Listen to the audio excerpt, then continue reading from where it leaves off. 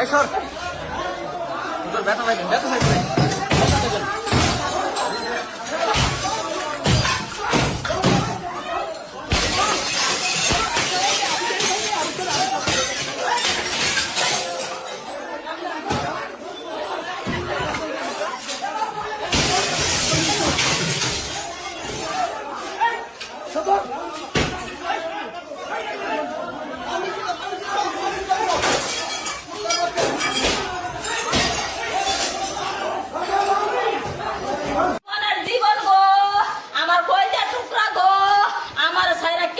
থাকবা মা